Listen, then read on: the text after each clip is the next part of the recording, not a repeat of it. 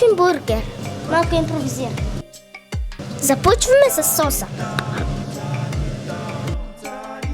Ще ни трябва кетчуп, майонеза и нарязани на ситно кисели краставички.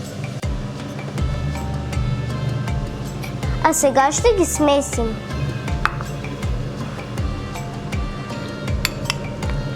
Започваме да печем бургерите. Намазняваме ги с олио и ги пържим.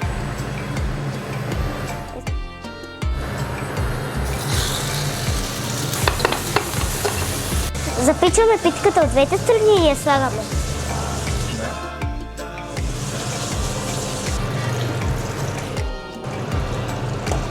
А сега ще го сглобяваме.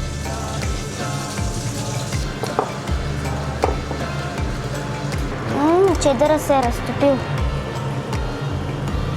Слагаме салатата. Колко добре се получава. Да сложим и шишчета.